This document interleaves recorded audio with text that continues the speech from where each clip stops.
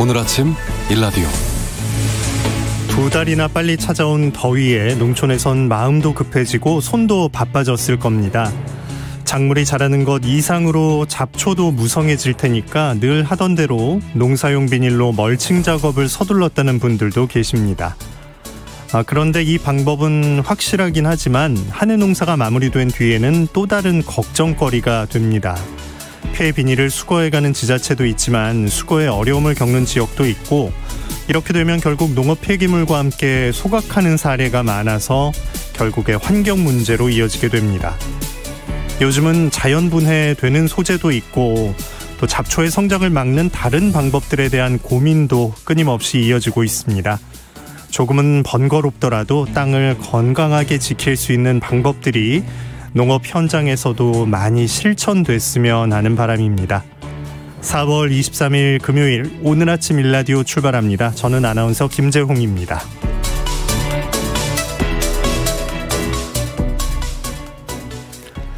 자, 우리의 제철 농산물 언제나 옳습니다. 지금 가장 맛 좋고 몸에도 좋은 건강한 우리 식재료 정보가 있는 세상의 모든 농수산물 퀴즈 새농퀴. 이번 주 정답과 선물 받으실 분들을 지금 알려드리겠습니다.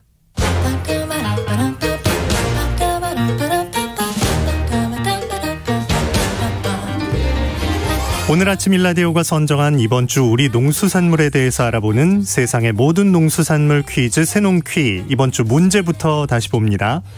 요즘 시장이나 마트에 가면 둥글고 묵직한 이것이 많이 나와 있죠. 위 건강에 좋은 영양소가 들어있는 이것, 얇게 채 썰어서 샐러드로도 많이 먹고 살짝 쪄서 쌈을 싸 먹거나 각종 육류나 해산물 볶음에 들어가도 달큰한 맛과 식감이 좋은 이것은 양배추였습니다. 이번 주에도 많은 분들이 참여해 주셨습니다. 참여해 주신 모든 분들 정말 감사합니다. 선물 받으실 분들 알려드립니다. 농촌진흥청에서 제공하는 웰빙 혼합 잡곡 세트는 9960번님을 비롯한 세 분께 보내드리겠고요. 경기 농촌 융복합산업 인증제품인 사과즙 세트는 0122-9757번을 비롯한 7분께, 2717-8474번을 비롯한 10분께 모바일 커피 쿠폰 보내드리겠습니다. 당첨되신 분들의 번호는 오늘 아침 일라디오 홈페이지 공지사항 게시판에 올려놓겠습니다. 또 당첨되신 분들께는 개별적으로 연락드리고 있으니까요. 기다려주시기 바랍니다. 우리 농수산물에 대한 다양한 정보가 있는 시간, 세상의 모든 농수산물 퀴즈 새농퀴. 다음 주에도 풍성한 선물과 함께 돌아옵니다. 많이 참여해 주시고요. 우리 농수산물도 더 많이 애용해 주시기 바랍니다.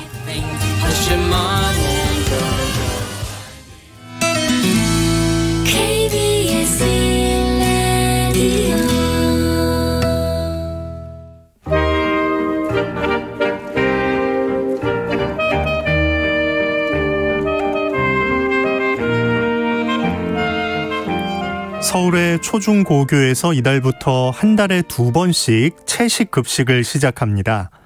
지구 환경 보호 등을 이유로 채식 급식을 반기는 목소리가 있는가 하면 축산농가나 성장기 아이들의 균형 잡힌 식단을 걱정하면서 이를 반대하는 의견도 나오고 있는데요. 채식 급식이 도입된 배경, 또 채식 급식이 갖는 의미를 어떻게 바라봐야 할지 함께 이야기 나눠보도록 하겠습니다. 농업 이야기 농촌사회학자 정은정 연구원과 함께합니다. 안녕하십니까? 네, 안녕하세요. 네, 서울의 초중고교에서 채식급식이 시작됐는데 현장에서 어떻게 시행이 되는 겁니까? 예, 어제가 지구의 날이었습니다. 청와대 구내식당에서도 채식급식을 어제 진행했다고 하는데요. 서울의 그린급식 활성화 기본계획이 발표되었고요. 지속가능한 지구, 공존의 지구로 나아가기 위해서 이런 탄소 중립 급식 선언을 했거든요. 이 탄소 중립의 가치에서 가장 지속가능하게 오래 갈 수 있는 이 급식의 형태가 결국 채식급식 아니겠냐라는 이야기를 하면서 이 도입을 했는데, 네. 일단 지나친 육식 위주의 식습관이 기후위기의 주요한 원인으로 보고요.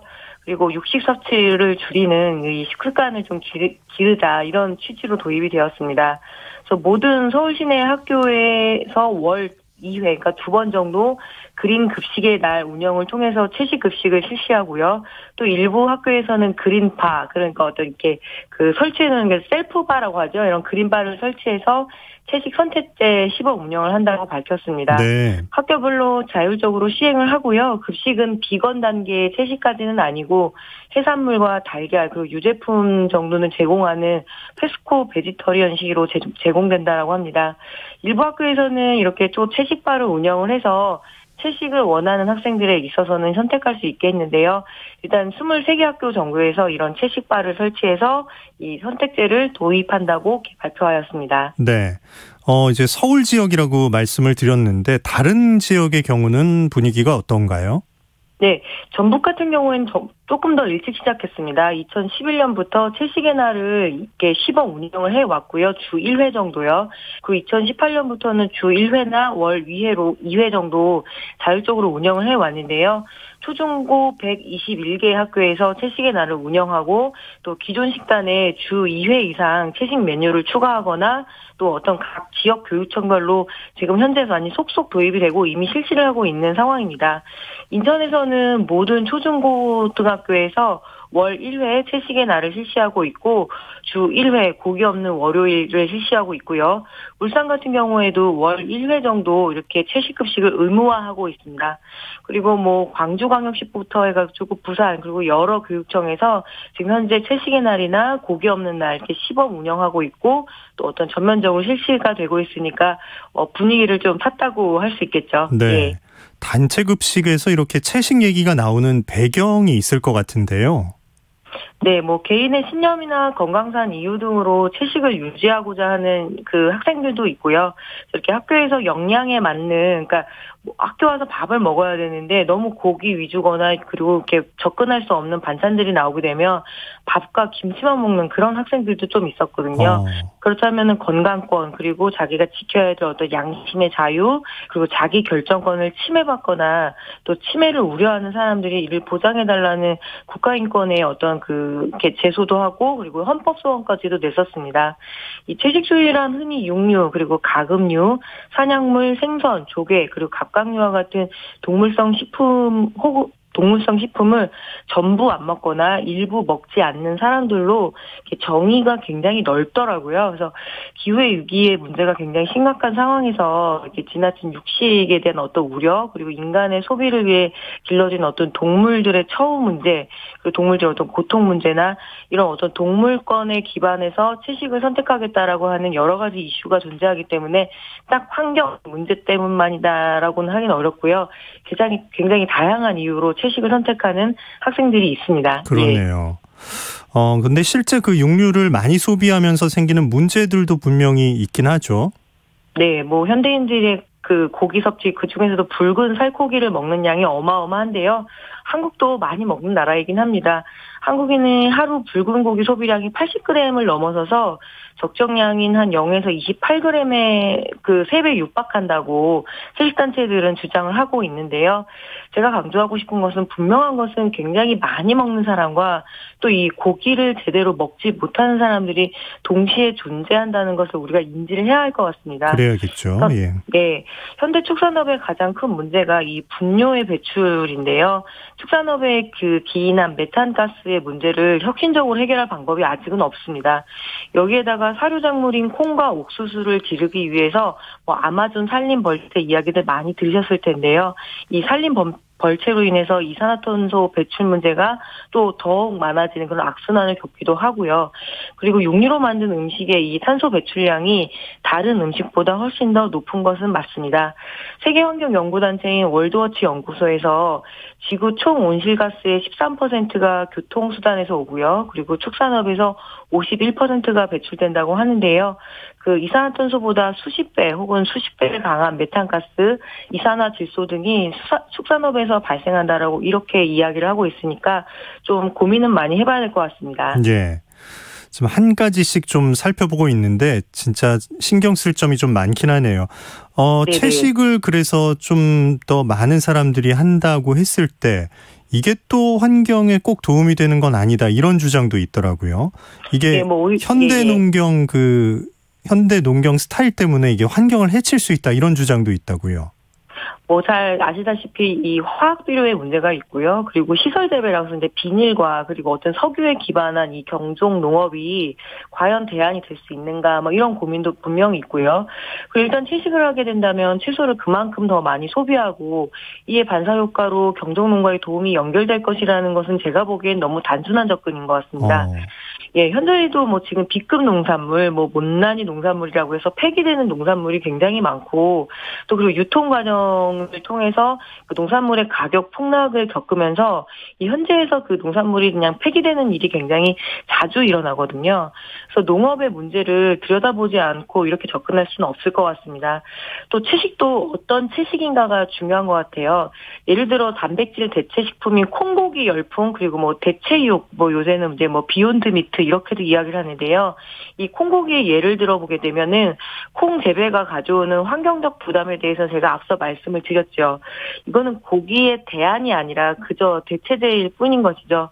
근래 많이 주목받는 대체육 시장도 고도의 기술과 자본이 들어가는 산업인데 네. 이를 대안으로 할 수 있겠느냐라는 질문입니다. 먼 나라에서 배를 타고 또 각종 식품 첨가물을 넣고 고기 맛을 재현한 이런 수입산 콩고기가 과연 채식의 정신에 부합하는 것인가는 굉장히 중요한 토론거리일 것 같습니다. 국내 식물 단백질 기반 대체 식품의 유통 채널을 조사를 해보니까요. 온라인 소매 비중이 굉장히 높고 직수입 비중이 거의 10%가 넘습니다. 아무래도 아직까지는 채식 인구 비중이 낮고 그리고 식물 단백질 기반 제품이 다양하지 않기 때문에 먼 나라에서 그대로 직수입을 해서 오는데요. 이런 고민도 좀 해봐야 될 것 같습니다. 그리고 우리나라에서 생산되지 않는 뭐 병아리콩이나 끼노아 같은 그런 식품들의 열풍에 대해서 한번 생각해 봐야 되는 거죠. 분명 한국 농업에서 또 고소득을 올릴 수 있는 유일한 분야가 축산업인데요. 여기에 걸린 산업적 측면 그리고 생계를 걸고 있는 사람들의 입장도 잘 살피면서 이렇게 고민해야 되는 것이 바로 이 채식에 대한 고민인 것 같습니다. 예. 사실 축산업계는 이런 얘기가 나오면 그 육식이 좋지 않다는 이미지로 이어질까봐 걱정이 크시겠어요. 네, 뭐 육식 혐오를 조장한다라는 불만들이 굉장히 높은데요. 지난 12일 축산 관련 단체 협의회에서 성명서를 발표했습니다. 그린 급식의 날 운영을 통해서 뭐 기후 위기 대응, 탄소 배출 저감, 그리고 이런 어떤 노력과 성찰에는 공감하지만 이것이 일방적 어떤 채식주의 확산 정책으로 가는 거 아니냐.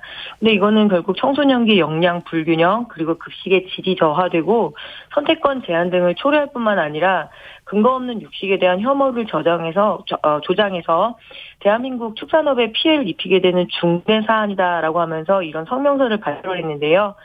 지나친 육식으로 지방이 총 칼로리 중에서 거의 40에서 50%까지 육박하는 게 소위 말하는 서구식 그 식사 방법이거든요. 그래서 네. 유럽이나 미국에는 해당하지만 한국에는 총 칼로리 중에서 지방이 차지하는 비율이 약 19% 정도이기 때문에 균형 있는 육류 소비를 하고 있는 상황이라고 이렇게 이야기를 하고 있습니다. 2016년의 조사에 따르게 되면은 국내 온실가스 배출량은 에너지가 93.1%로 굉장히 많은 양을 차지하고 있습니다. 그러니까 농업이 차지하는 비율이 한 그 4에서 5% 수준이고요. 네. 그리고 한국의 GDP 그 부가가치 비율 중에서 농업이 차지하는 게 1.5% 정도입니다. 그런데 마치 기후 위기의 주범이 축산업이라고 이렇게 지목한다는 그런 억울함도 분명히 지금 축산단체들한테 있고요. 네. 네. 학생이나 학부모 입장을 좀 보면 그 성장기 아이들이기 때문에 육류 섭취는 좀 필수적인 거 아니겠느냐. 근데 이거를 이렇게 제한한다? 급식의 질이 떨어지는 것 아닌가? 이런 걱정들도 하시겠어요? 네, 뭐 전심 한 끼를 제공한 학교 급식은 하루에 3끼를 먹는다는 전제를 깔고요. 그리고 1일 영양 권장량의 3분의 1을 공급하도록 계획되어 있습니다. 하지만 아침 못 먹는 학생들이 굉장히 많고요. 그리고 그 제공받는 급식을 다 먹는 것은 아니거든요. 이 잔반이라는 게 있죠. 그러니까 그냥 다 먹지 않고 쏟아져 나오는 잔반 문제가 있는데 중학생을 대상으로 한 연구에 따르면은요. 학교 급식에서 채소 배식량을 전부 다 먹는다라고 답한 비율이 19%밖에 지나지 않습니다. 그러니까 많이 버리게 되는 거죠. 그렇게 되면 영양 불균형이 오는 거 아니냐라는 우려가 있습니다. 그리고 한창 자라나는 청소년들이기 때문에 올바른 영양 균형이 우려된다라는 것이 지금 굉장히 큰데요. 실제로 식품영양학과 교수는 채식급식은 일주일에 한 번 정도는 괜찮지만 육류를 먹어야 이렇게 섭취되는 필수 영양소도 있기 때문에 매일 권장해서는 안 된다라고 이렇게 주장을 하고 있기도 하고요. 그리고 여기서 분명히 또 주장하고 싶은 것은 뭐냐면 이 한 끼가 중요한 한 끼인 학생들이 있다는 겁니다. 특히 코로나19로 등교 수업이 제대로 이루어지지 않아서 급식을 제대로 제공받지 못해서 심각한 영양 불균형에 놓여있는 지금 학생들 문제가 굉장히 좀 고민스러운데요. 이 학생들을 정책의 우선 대상으로 삼고 있지 못한다는 것도 좀 큰 한계일 것입니다.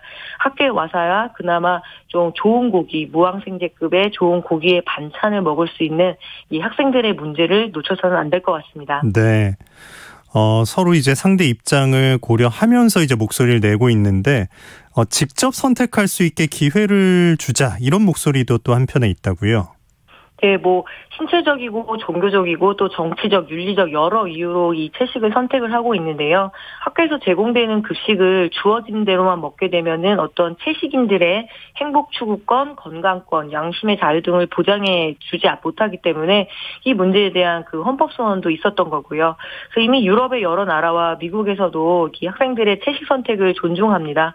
그리고 환경 보호를 위해서라도 채식은 중요하다는 입장도 존재를 하고 또 육류를 먹지 않더라도 다른 식재료로 충분히 영양을 섭취할 수 있다라는 이런 채식이 좋다라는 입장도 있습니다. 예. 네. 군대에서도 이 비건 급식 얘기가 나옵니까? 네, 군대에서는 다양한 삶의 배경을 가진 병사들이 있는데요. 위에서 말한 여러 이유로 채식을 실천해 오다가 군대에서 제공되는 급식을 제대로 먹지 못하는 일이 있었습니다. 이에 따라서 국방부는 2020년 급식 방침에 처음으로 이 채식을 먹는 소수 장병들을 위해 그 채식 급식을 도입한다라는 계획을 발표했습니다. 그래서 어떤 김과 채소, 과일, 두부 등으로 이 대체 품목을 몇 끼 제공을 하고 우유 대신 두유를 지급한다라고 하는 내용이 있는데요. 이미 미군에서는 오래전부터 실시를 하고 있었고 핀란드나 이스라엘 등 그 해외의 많은 군대에서도 이 채식을 하는 장병들을 위한 그 급식 메뉴를 운영해 오고 있습니다. 예. 그러니까 오늘 얘기를 나누면서 그 수입 비율이 높다는 거, 퀴노아나 병아리콩 얘기도 처음 들으면서 이제 알게 됐는데 앞으로 어떤 고민이 필요하고 어떤 방법들이 좀 추가로 적용돼야 할 거라고 생각하십니까? 예, 다시 한번 강조하고 싶은 것은 채식 지향의 음식은 문화로서 그리고 삶의 양식, 라이프 스타일을 만들어가는 정신의 문제도 굉장히 중요하거든요. 고기를 먹더라도 좀 더 평화롭게 길러진 고기를 굽거나 튀기는 방법이 아니라 좀 적게 먹더라도 여러 사람들이 나눠 먹는 그런 어떤 조리법에 대한 고민들도 함께 해나가야 되는 거죠.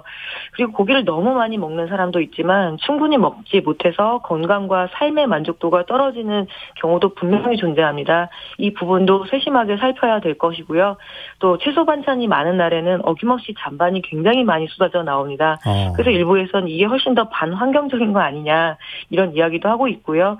현장에서는 그 채식 메뉴를 따로 구성하는 일에다가 또 식품 알레르기 대체 식단까지도 제공을 해야 되거든요.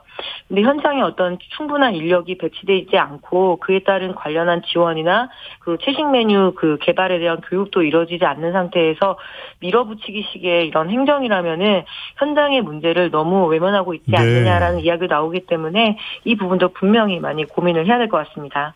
자, 우리 농업을 업시키고 우리 농촌과 농민의 삶을 업시키는 농업 이야기 정은정 연구원과 함께했습니다. 고맙습니다. 네, 고맙습니다.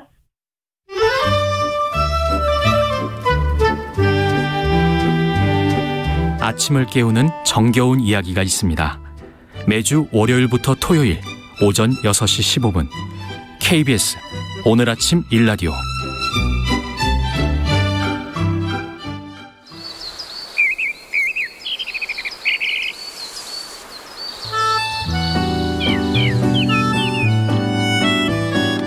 숲으로 가는 길.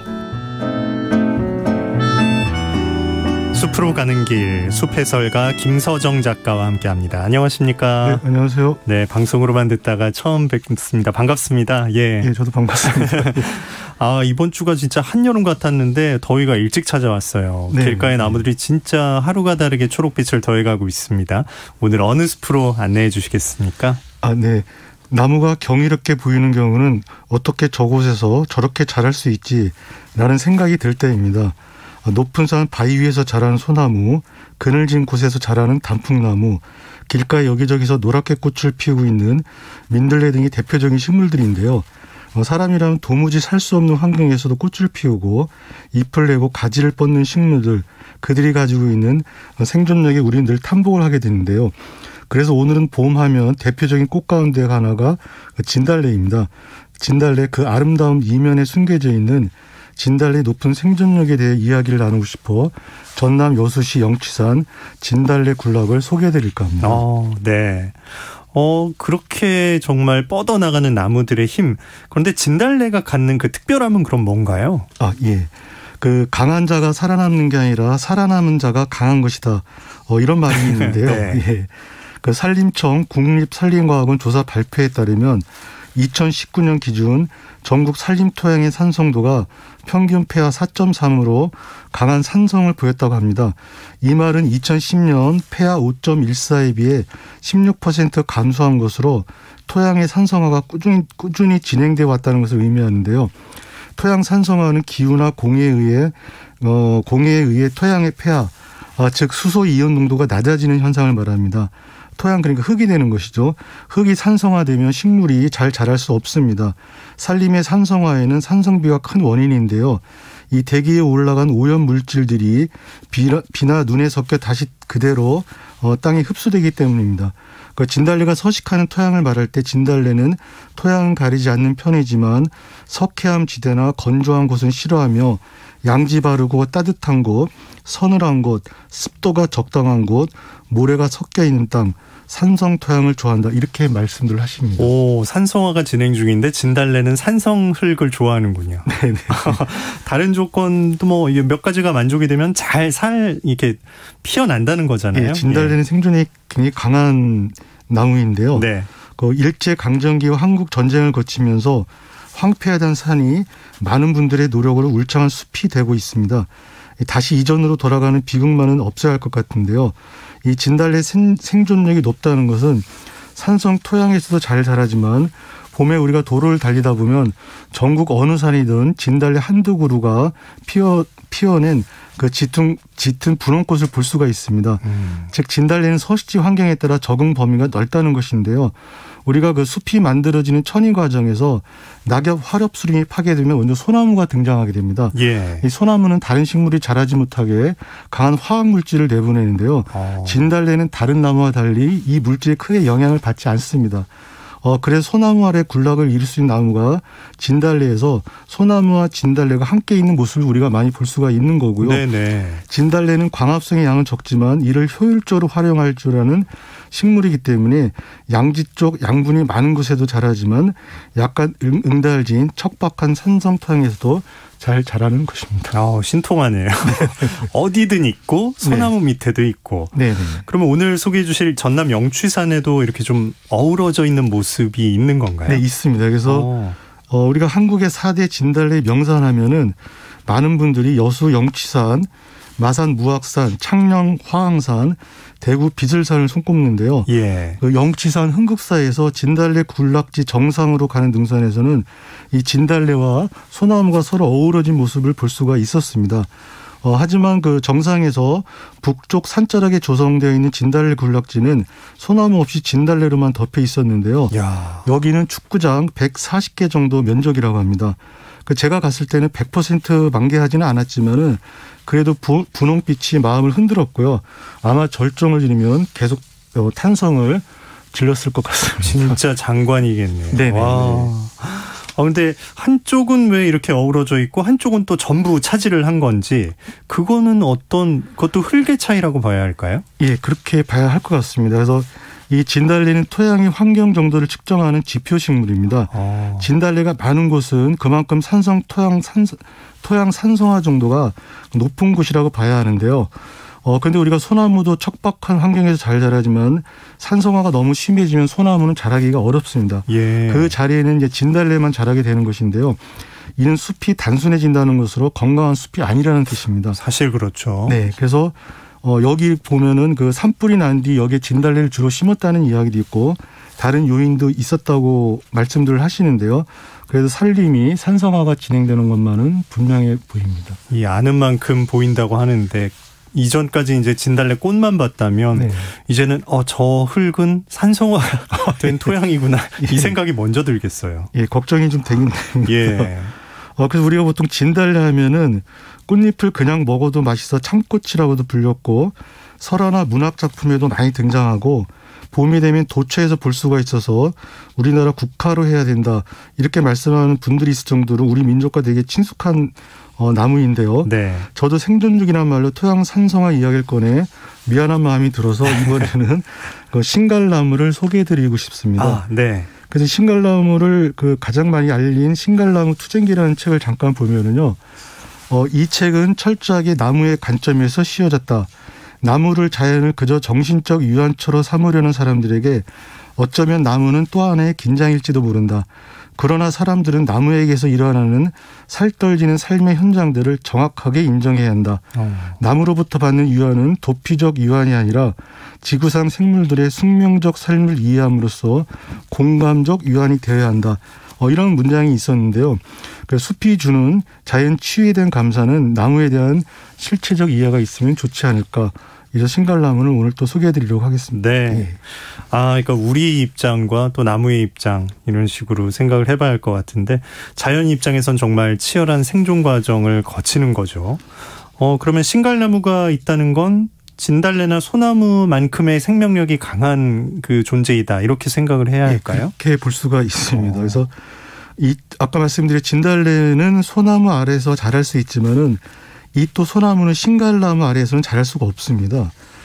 자연 산불이든 인위적 훼손이든 산이 황폐해지면 척박한 땅에서 잘 자라는 소나무가 먼저 자리를 잡게 되는데요. 네. 다른 나무가 없어 빛을 고스란히 받을 수 있는 소나무인 것이죠.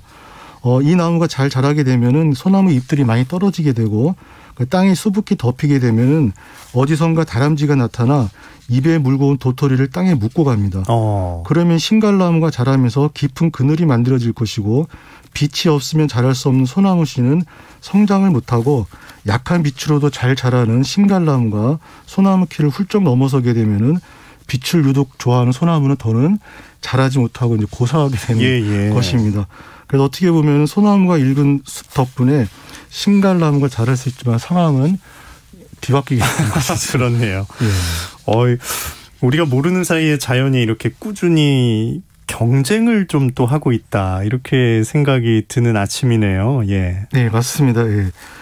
그래서 아까 신갈나무를 워낙 잘 소개한 책이라서요. 네. 그 책을 구절을 다시 한번 또 읽어드리면 새로운 거를 소나무와 참나무는 서로 다른 생태적 습성 때문에 같이 살기는 힘들지만 어느 것이 바람직하고 좋다라고 말할 수는 없다. 둘 다 우리에게는 너무나 소중한 자원이며 나아가 숲의 귀중한 진행자들이기 때문이다. 이렇게 쓰여 있는데요. 그 대대적인 단일 수종으로 조림되었던 지역들을 제외한 대부분의 산야에서 소나무가 밀려나면서 그 자리에 참나무류가 주종을 이루어가 있는 게 현재의 모습입니다. 참나무류 가운데 높은 한 정상에서 만날 수 있는 게 신갈나무인데요. 이 신갈나무의 모습은 특히 경이롭습니다. 그러니까 바람을 이기려고 하지 않고 작은 몸집으로 낮게 움츠려 자라는 그 정상의 신갈나무를 보면은 숙연함마저 들게 되고요. 네. 이 나무가 가진 생존력 가운데 최고의 특성은 맹아지 생산입니다. 그러니까 산불이 나거나 다른 외부 요인에 가지가 손상되면은 곧 새로운 가지를 내게 되는데요. 이는 나무 전체에 분포되어 있는 자마, 즉 잠자는 놈들 때문인데요. 여기서 가지가 뻗습니다. 근데 가지를 뻗는 속도가 아주 빨라서 두세 가지 이상 금방 뻗어나오는데요. 이 가지들은 곧 뿌리의 지원을 받아 그 가운데 하나를 중심 줄기로 결정해서 쑥쑥 높이 자라게 됩니다. 야, 어디서 상처를 받아도 다른 쪽으로 그걸 쭉쭉 뻗어내는 힘을 가지고 있군요. 네. 상처를 입어도 이렇게 금방 가지를 뻗어내는 진짜 대단한 생존력을 갖고 있는 나무네요. 예, 그래서 이 신갈나무를 잠깐 소개해드리면 신갈나무는 암수 한 그루로 한 나무의 암꽃과 숫꽃을 만드는데요. 잎과 동시에 나기도 하고 색깔도 잎과 비슷한 초록색이고 꽃받침이나 꽃잎 같은 게 없어 눈에 잘 띄지 않지만 숫꽃은 7cm 길이 정도로 해서 아래로 들여져 있고요. 네. 암꽃에는 암술머리 밑으로 불룩한 방이 있고 그 안에 수정을 기다리는 알세포가 만들어져 있어 수정이 되면서 거기서 우리가 잘 아는 도토리가 만들어지기 시작합니다. 그걸 이제 다람쥐가 물고 네네. 소나무 밑에 묻고 이러면서 또 자라나게 되는 거죠.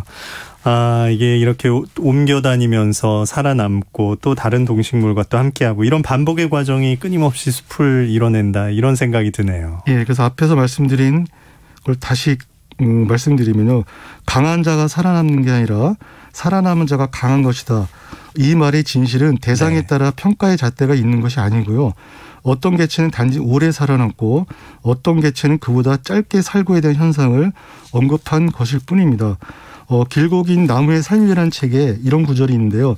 나무는 연결과 생존, 지식의 수많은 패턴을 제시한다. 이 말은 나무들도 수종에 따라 다양한 모습으로 잘 살아가고 있다는 것, 즉 획일화된 모습이 아니라 다양성을 읽어내는 것. 그게 우리가 받아들여야 할 생존력이 아닌가 이렇게 생각을 해봤습니다. 심오하네요.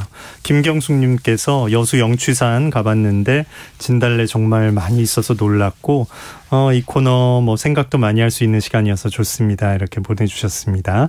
숲을 이루고 있는 여러 나무들의 이야기 함께했습니다. 숲으로 가는 길 김서정 작가님 고맙습니다. 네, 감사합니다. 오늘 아침 일라디오 함께하고 계십니다. 지금 시각 6시 46분입니다.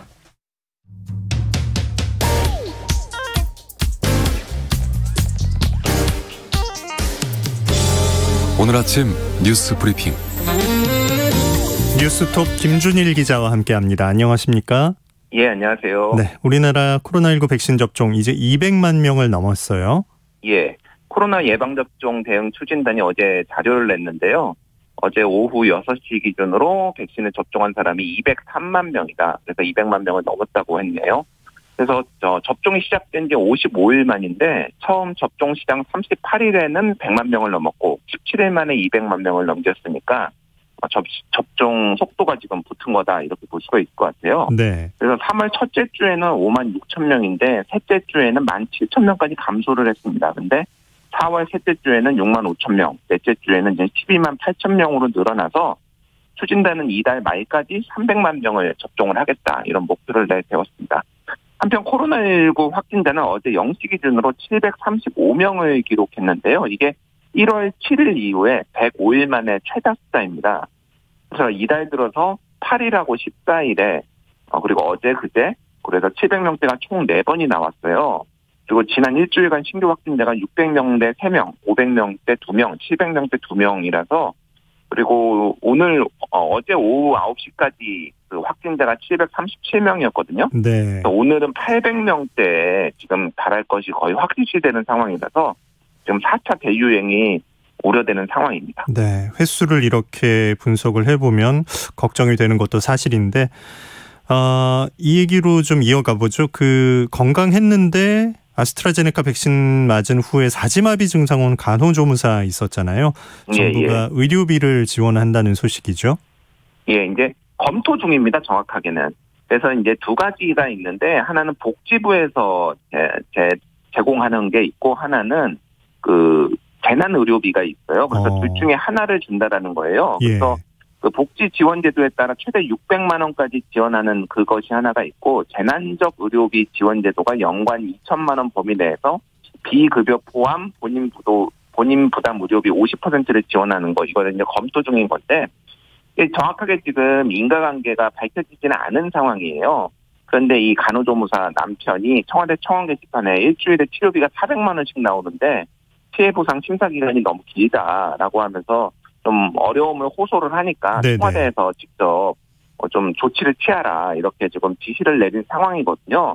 근데 이제 이 그 40대 간호조무사 여성이 걸린 것이 급성 파종성 뇌척수염인데 이게 쉽게 말하면 뭐냐면은 그 이제 우리 몸에 있는 항체가 세포 안에 있는 단백질을 외부에서 침입한 세균으로 오인을 해가지고 공격을 하면서 발생을 하는 건데 이게 한 달에 100만 명당 0.3명 정도가 나오는데 아직 코로나19 백신에서의 부작용으로는 인정이 해외에서 안 된 상황이에요.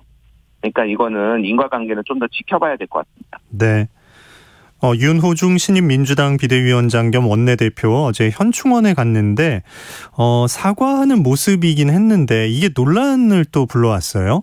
예, 어제 이제 그 비대위가 공식으로 출범을 해서 첫날이에요. 그래서 국립서울현충원을 방문을 했는데 네. 방명록에 이렇게 썼습니다. 선열들이지요, 국민들이지요, 피해자님이요, 진심으로 사과드립니다. 민심을 받들어 민생을 살피겠습니다. 윤오중 이렇게 썼는데 이게 그러니까 국립현충원은 뭐 선열들, 순국 선열들을 모신 뭐 한마디로 이제 돌아가신 분들을 모시는 애인데 여기에다가 피해자 이름은 아니지만 피해자를 적는 게 맞느냐라는 거예요. 그래서 어제 이제 민주당에서는 박원순 오거돈 전 시장 사건 피해자들을 언급한 것이다라고 얘기를 했는데 오히려 이게 지금 여론에 불을 지르는 상황인 거죠. 뜬금이 없다.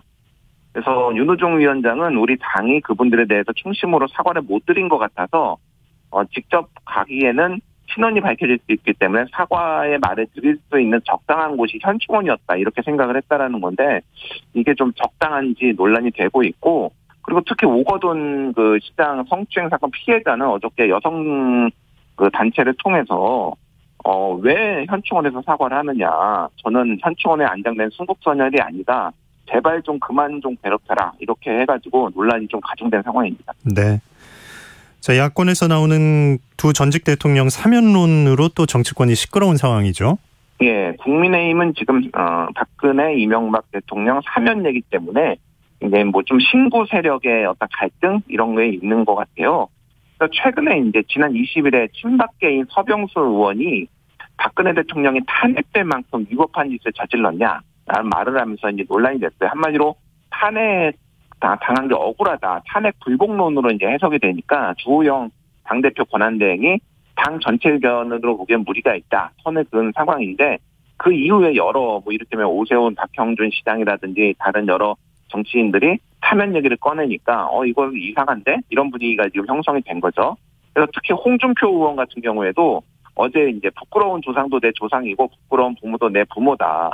그러면서 이제 사면론에 대해서 강하게 좀 추진할 뜻을 이렇게 비쳤습니다. 이제 무소속 의원이긴 하지만 어쨌든 범야권의 대선 후보죠. 그러니까 젊은 국민의힘 당내 인사들이 이거에 대해서 반박을 하고 났었어요. 이준석 전 미래통합당 최고위원도 탄핵은 정당했다라고 얘기를 했고 초선의 조수진 의원 같은 경우에도 탄핵 자체를 부정하는 것은 국회와 헌법재판소를 부정하는 것이다. 도로 새누리당 되는 거 아니냐 이런 거에 대해서 지금 서로 갈등이 있는 상황입니다. 네. 자, 정부가 가상화폐에 대해서 이게 인정하기 어렵다 이런 뜻을 밝히니까 코인 가격이 어제 크게 떨어졌다고요? 예. 그러니까 두 개가 뭐 정확하게 인과관계가 있는지 여부는 뭐 알 수는 없는데 어쨌든 많이 떨어졌습니다. 지금 너무 많이 올랐다는 거죠. 일단 그 은성수 금융위원장이 가상화폐에 대해서 정부가 인정할 수 없는 자산이라는 거예요. 한마디로 개인 투자자가 투자해서 손실이 났는데 이거를 정부가 보장하거나 보호할 수 없다라는 거예요. 그래서 이거는 정부가 인정할 수 없는 화폐라는 거를 일관되게 얘기하고 있다. 여기에 안 들어왔으면 국민들이 안 들어왔으면 좋겠다는 게 솔직한 심정이다라고 얘기를 했고요. 가상화폐 거래소가 국내에 한 200개 있는데 9월 달에 갑자기 폐쇄될 수 있다라는 얘기도 했습니다. 제가 그저께 얘기를 했는데 특정 금융정보법에 따르면은 가상화폐 거래소는 그 은행하고 그러니까 실제 계좌를 만들어서 거래를 쳐야지 9월 이후에 영업을 할 수가 있는데 은행들이 지금 약간 꺼리고 있거든요. 네. 그래서 한마디로 이제 좀 가상화폐 지금 거품 빠질 수 있으니 조심하라라는 시그널을 보냈다라고 말씀을 드릴 수 있을 것 같고요. 비트코인 같은 경우에는 일주일 전에 8천만 원 했는데 지금 6,500만 원까지 떨어졌습니다. 그래서 이 변동폭이 너무 크다 지금. 그래서 좀 투자에 주의를 할 필요가 있겠다 이렇게 보여집니다. 네. 이해충돌방지법이 어제 국회 정무위를 통과했다고요? 예. LH 사태로 이제 논의가 붙었는데 이게 처음 나온 거는 8년 전입니다. 근데 수차례 이제 이해충돌방지법이 국회에 이제 올라갔으나 이제 자동 폐기가 됐죠. 근데 이번에 이제 LH 사태 때문에 통과가 된 거고 정확하게는 이제 정무위원회를 통과가 됐고 양당이 합의를 한 상황이기 때문에 국회 통과가 유력합니다. 본회의 통과가 유력을 한데 일단은 이 대상이 국회의원, 공공기관 임원, 정무직 공무원, 지방의회 의원 등 190만 명이에요. 근데 이 가족까지 친계 존속 가족까지 포함을 하면 한 700만 명, 800만 명까지 사실상 포함이 되는 거거든요. 그래서 규모가 상당히 크다라는 거고 그리고 이제 이용이 금지되는 대상이 기존 정무 아닌 직무상 비밀에서 미공개 정보로 이제 확대가 됐습니다. 그리고 국회의원 같은 경우에는 이해 충돌이 있는 것에 대해서 공개를 또 해야 된다. 이런 것까지 들어가서 이 법이 시행되면은 어쨌든 굉장히 큰 여파가 있을 것으로 보입니다. 네. 뉴스브리핑 뉴스톱 김준일 기자였습니다. 고맙습니다. 예, 감사합니다. 자, 며칠 더웠는데 오늘은 다시 봄 기온을 되찾겠습니다. 건강관리 잘 신경 쓰셔야겠고요. 지금 수도권엔 빗방울 떨어지는 곳이 있는데요. 오전까지는 약한 비가 이어진다고 하니까 우산 하나씩 챙기시면 좋을 것 같습니다. 내일까지 제주도와 남해안에 너울성 파도가 높게 일겠습니다. 해안 도로나 방파제를 넘을 수도 있다고 하니까요. 해안가 안전사고 나지 않게 각별히 주의하시기 바랍니다. 자, 0961님께서 오늘 선영 아나운서가 아니네요 하셨고요. K7903님도 근데 금요일도 재홍님이 방송하나요? 이렇게 물어보셨는데요.